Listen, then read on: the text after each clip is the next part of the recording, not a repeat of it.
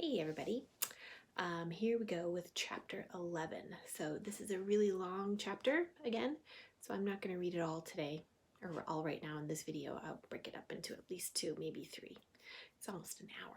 So here we go. When we read last, Marzana and Nyala and the rest of the crew were planning how to see if they could find the missing girl. And Marzana had talked to Milo about getting, I think his name was Brandon's, contact information. Chapter 11, Hooray, hooray, hooray. Thursday dragged to an impossible degree. Neither Marzana nor Nyala had any classes with Amelia until Marzana's language arts class near the end of the day.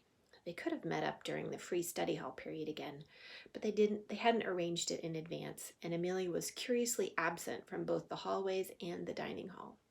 Marzana and Nyala fidgeted Marzana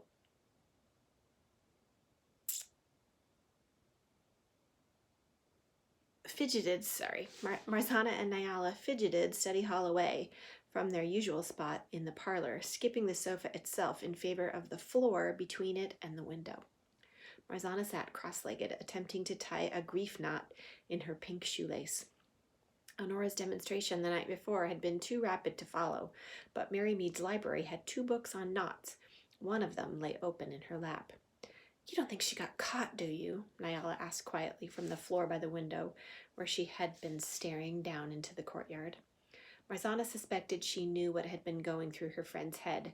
"We were down there, under there. There's a whole world under there. I mean, if she got caught, she'd still be in class, wouldn't she?" "No idea." They sat in silence for a moment. "How's your graphic novel lead going?" Marzana asked at last, pulling the loose ends of the twisted grief knot she'd tied and watching it fall neatly apart. Nyala made a face. "Can't really do much until I have the ransom note copy. So far, all I've done is log all the occurrences in the book of the words in the note. But the good news is, every issue is hand-lettered, so I should be able to figure out exactly where each word came from." "I started reading the first one yesterday," Marzana said, looping the lace left over right, right over left, into a reef knot. "And I think maybe I have a name." "A name?" Nyala repeated, confused. "Yeah, you know, a name for us." "Oh, really?" Nyala perked up. "What is it?" Marzana grinned. "Saving it for when we meet." Nyala pouted, but only for show. "Fair enough." Mrs. Illick flung open the door and rang the old bell. The girls gathered their bags and headed up the stairs to algebra. Still no Amelia. This was another time when they sometimes caught sight of her in the halls. Today, though, no go. Mr. Otterwell was there again, writing a problem set on the board, apparently having moved on from Mrs. Agravin's busy work. "Any ideas?" Nyala whispered as they took their seats. "I just know there's stuff he could tell us." Marzana shook her head slowly. "We have to figure something out by tomorrow. If we're going to do anything at all, we have to do it this weekend. The payment's due on Sunday. Things change then." Nyala shuddered. "I hate to think what you mean by that." "Me too." After algebra was language arts, and still Amelia didn't show. "Should one of us try to go up and see her?" Nyala asked when they rendezvoused to walk home. "I should have offered to take homework to her," Marzana muttered. "I bet there's some way the teachers send it up anyway, though." "Do you think if we just went up there, anyone would turn us away?" "No idea," Marzana considered, "but I have a feeling Amelia knows what she's doing. Somehow, I think if she's not putting in an appearance today, it's because she doesn't want to be seen. I'm inclined to give her space." "If you say so," Nyala said doubtfully. Marzana frowned a little, wondering if Nyala thought she was just being timid. But Nyala caught the look and waved one hand. "I'm sure you're right. No big deal. Listen, I'm going to go straight home by the shortcut and finish logging words. That way, assuming Ciro can still get to me tonight with the copy, I can start on the real work." "Which is what?" Marzana asked as they walked down the stairs. Nyala gave her an enigmatic smile. "Ooh, that's a big word. What does that mean?" "Saving it for when we meet. Turnabout is fair play." She waved and headed for an alley to the south.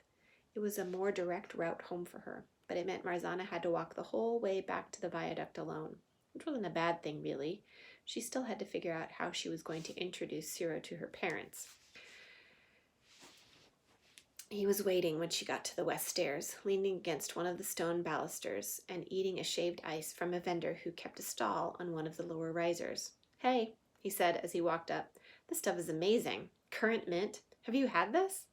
Marzana frowned. "Of course. I walk past it every day." He slurped the last bit of melt from the cup and tossed it into a trash can. "If I walked by here every day, I'd eat this stuff 14 times a week." She had no reply ready, so she just nodded. "Sure. This way." They walked up together, passing through the tables and chairs of the restaurants that had their outdoor cafe seating to either side on the wide stairs. First the wrought iron tables of the high tea shop, and then through the green check tablecloths of the updraft cafe, and finally under the umbrellas of the Piper Gates Chop House before they reached the green stones that paved Crossing Lane. Marzana filled in Ciro on Amelia's absence, but after that neither of them spoke much. Too much silence. "I figured I'd just tell Mom and Dad we're working on a project together," Marzana said as they walked. "They don't know every kid in my class this year. I don't think they'll ask too many questions. We're doing plays in language arts. Maybe we could be planning a set?" She could tell she was speaking too fast, but then she was out of words, and that was worse. Ciro didn't seem to notice her awkwardness, but he didn't seem to like the idea. "It's an option." "Not a good one?" Her cheeks began to burn. "Well, you said plain old lying is one of your specialties. If you've got better cover, I'm all ears." "I don't have a better one." Ciro flashed a reassuring smile. "It's just that I think one of the keys to good lying is not to lie when you don't have to. We could come up with an elaborate story, or we could make it so much easier. We can just tell your folks the truth. I lived near Nyala, and that's how we met, through her. No lies required." "So you're saying I basically tell my mom and dad, I met this boy and invited him over to hang out after school?" Marzana asked, aghast. "Just like that? They're going to assume that means I like you or something, and I'm going to get so much crap for this." "Yeah, probably," Ciro grinned. "Do you care?" "Kind of, yes," she did. "Still, we all have to make sacrifices," she'd told JJ. "I guess not, but it's going to be so awkward." It was going to be awkward anyway. This conveniently explains that, too. Marzana sighed. "It's the perfect cover." "Good." Ciro looked around at the tall, overhanging houses that blocked any view of the city beyond. "You know, I don't think I've ever actually been up here before." "Well, welcome." They walked a little way in another uncomfortable silence. Uncomfortable to Marzana, anyhow, who spent the whole time trying to think of something to say, then discarding everything that came to mind as pointless. Ciro, she realized, didn't seem bothered by the lack of conversation at all. He merely glanced this way and that, reaching out occasionally to touch a frond of some trailing plant.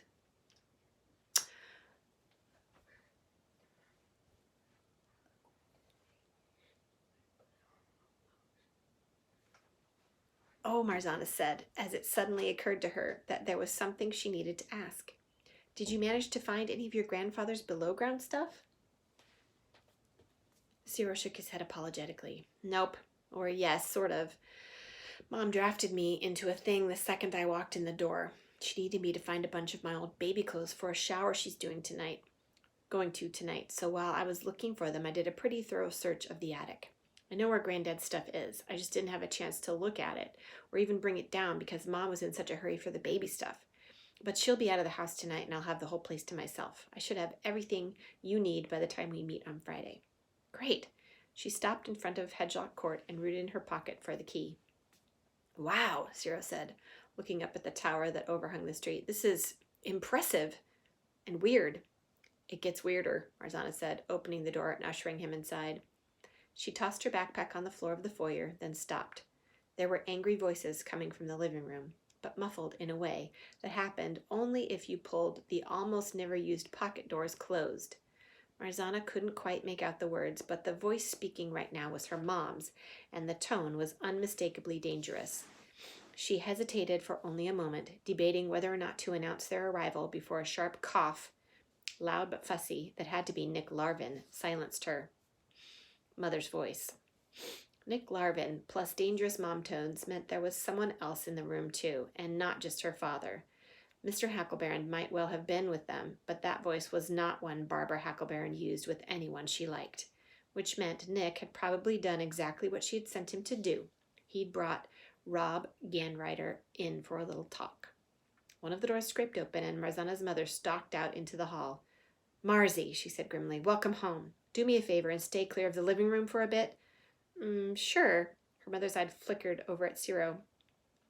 "Mom, this is..." Mrs. Hacklebairn snapped her fingers. "You're Katya Del Olmo's kid, aren't you?" So much for any subterfuge. "Yes, ma'am," Ciro said. "I'm Ciro." Marzana stiffened. "Huh, didn't know you knew his mom?" Thank goodness they hadn't tried to claim to be classmates. She prepared herself for any of the potential awkward follow-ups that had to be coming. Fortunately, her mother had bigger fish to fry. Mrs. Hacklebairn glanced over her shoulder, back toward the living room. "Well, tell your mom I said hello. I have to get back. You guys need anything? Honora's probably around somewhere." She gave Marzana a look that spanned a whole spectrum of silent conversation. Chief among them were apology, although whether it was an apology for not being available to make snacks when a friend came over, or an apology for the likelihood that it was going to get loud in the living room, Marzana couldn't be sure, and a warning, which was clear enough: keep out of the way. That much Marzana didn't have to be told aloud anyway. Rob could be a nasty customer. "Well," Cyril said when they were alone again, "maybe this isn't going to be as hard as we thought." At that moment, Honora appeared in the passage from the dining room. "Afternoon, miss and sir," she added, not blinking an eye at Cyril's presence. She'd probably been listening, just out of sight. "Just to say I'm in the kitchen if you need anything." "Thank you, Honora." A sudden thud from the living room echoed down the hall. It sounded as if someone had slammed something. A book, say, or an uncooperative witness, onto the coffee table. "I think, under the circumstances, that we'll go watch TV in the upstairs study," Marzana said as they all pretended very carefully to have heard nothing at all. "That seems a sound plan," Honora agreed. "I'll bring up some cookies, shall I?" "If you please. This way, Ciro." She started up the stairs, listening hard for any actual words emerging from the noises below. Ciro followed. "Who's the guest?" he asked under his breath. "I have a pretty good idea," Marzana whispered back as they reached the second floor. "The room we want's right over the living room. We might be able to hear something." She led him down the hall to the study. The whole way she tried stringing silent sentences together. Without being able to say them out loud, though, it wasn't very helpful. She thought back to JJ's effortless, impromptu speeches and wished she had even a fraction of his confidence. It was too much. Just inside the study doors, Marzana stopped short. So short, in fact, that Ciro nearly ran right into her. She blushed, and both of them took a step back. "What's up?" Ciro asked, pretending fairly convincingly that nothing weird had happened. "I'm really bad at small talk," Marzana blurted. Ciro tilted his head. "I hadn't noticed." "Because I haven't made any small talk," she pointed out. "Did you think you had to?" Ciro asked curiously. "Why?" Abruptly, she realized that was a good question. People seemed to expect it, Marzana said after giving it some thought. Ciro frowned, considered, shrugged. "I don't." He narrowed his eyes at her. "You're thinking about the pencil speeches, aren't you?" "A little," Marzana admitted. He rolled his eyes. "Yes, JJ can spout meaningless drivel on command, but it's meaningless. That's the point. You said it yourself. It's patter. It's a tool he has, and he's good at it, but it's as much illusion as any other magic he does. And," he added, much like making coins appear out of people's ears, "if he did it all the time, he'd be insufferable." That was probably true. Marzana tried to decide whether it made her feel any better, and couldn't quite make up her mind. Either way, standing here in the doorway was weird. "Okay." She stood aside and waved an arm into the room. Ciro bowed his head briefly and stepped past her into the study. "Say what you need to or what you want to," he said, glancing around the room. "You're the boss, but you don't have to make conversation on my account. Fair?" His eyes came back to her on the fair, and Marzana couldn't have explained why, but something about the moment was exactly like asking Nyala, "Did I do okay?" and being told, yes. There was no good reason it should have worked, but somehow it did. "Fair," she said, and felt a weight fall away. I'm going to stop now, so we will continue this in a moment.